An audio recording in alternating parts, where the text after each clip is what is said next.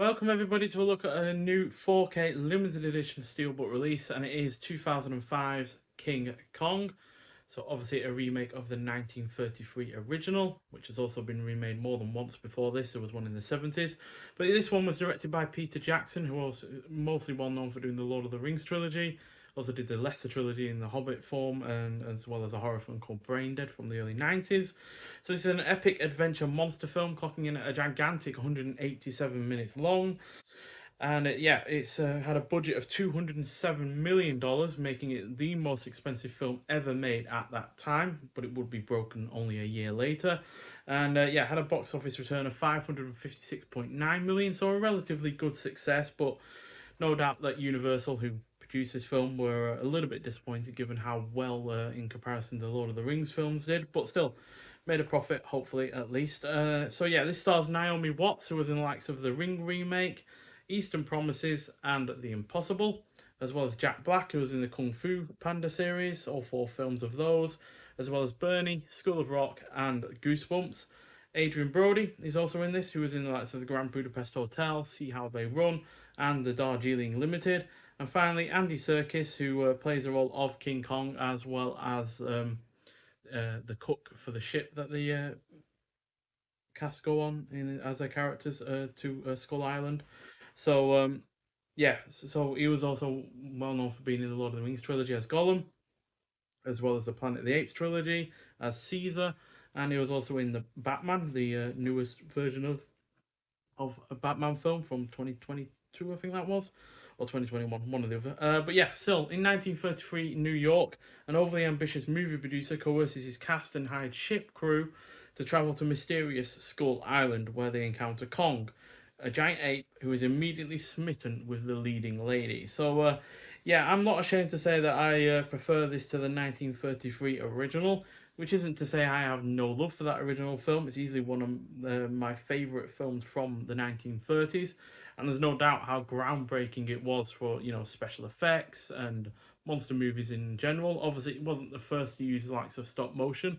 You could look in the 1920s, we had The Lost World, which is also a groundbreaking film. But yeah, this just edges it out, which is primarily down to this film having a more engaging plot with an emotional core that really works. Whereas with the original film, the main draw with that is the special effects. The cast are good and everything, but the characters are a little bit, shallow. There's not much emotion to it, and King Kong at the end of the day is seen more as of a monster than anything else. Whereas this, has more characters to it in terms of the humans, but also gives more characterization to the King Kong. The special effects are also superb. It is extremely well paced for a 187-minute film. The cast is great. The action scenes are thrilling. The quieter moments, especially between Kong and Naomi Watts' character, are beautifully done.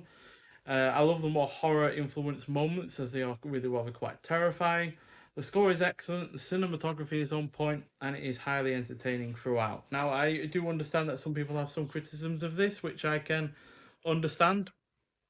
Chief among which is that it's a good while before we actually get to Skull Island, but I feel that that wait is worth it because you get the characterization, you get the build up, and you get to know these people that are on this ship as they go to Skull Island, and therefore when they get in peril, you do actually care about them rather than them just being something to be eaten or get in peril. This has the steelbook as well as the hard case. The steelbook is extremely well done, taking a scene from the finale where Kong is on the top of the Empire State Building fighting off biplanes.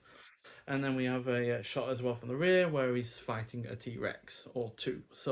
While trying to keep Naomi Watts in good hands. On the inside we have three discs. We have the 4K disc, the Blu-ray disc, and then the Blu-ray special features as well. Yeah, and the 4K itself looks great, as you'd expect for a film that isn't even 20 years old. Sound is really good as well, which is important for a film like this where, sound is pretty much everything when it comes to the action scenes or how Kong sounds and stuff like that. The box itself has something on the rear as well. More of the dinosaurs that short. And yeah, this is limited to 2,000. As you can see, I got number 1,103. So I'm not sure if there's any more of these around or not, but if there aren't, then it's a bit of a shame because it is a really rather nice set. Then we also get a booklet, which on the inside has your cast and your crew. And then we also have production notes. And then we have the story of King Kong, which is quite a in-depth look by the look of things. And then we even get a quote from the film and then a shot from the film at the same time. So yeah, Carl Denham says, "Ladies and gentlemen, I give you Kong, the eighth wonder of the world." So yeah, and then we get more shots from the film, such as that. Then we also get some art cards as well, all of which have that on the back. So we get the likes of a shot of New York with the biplanes coming in as Kong climbs the Empire State Building, although you don't see him actually climbing it at that point.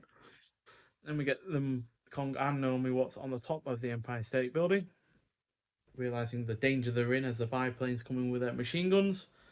And then Naomi Watts in between Kong and a T-Rex. Then we get a behind the scenes shot with Peter Jackson in the middle there, and then Adrian Brody, and Naomi Watts, and Jack Black. And then Naomi Watts on her own.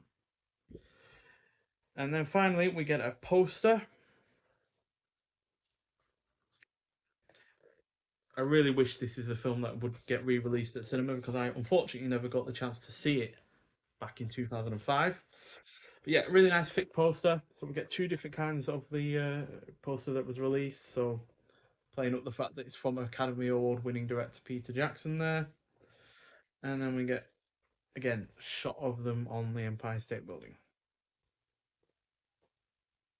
So yeah, nice thick poster, that one. That doesn't feel like something that's fragile or anything like that. And then there are a bunch of extras on the actual disc itself. So we've got over 13 hours of bonus features, such as commentary with director Peter Jackson, the making of King Kong Future documentary. Then we got Peter Jackson's production diaries, deleted scene, T-Rex fight, and Kong's New York, as well as more besides that. So yeah, a fantastic release overall. To be honest, it's one of my all-time favorite films from the 2000s in particular, and in general.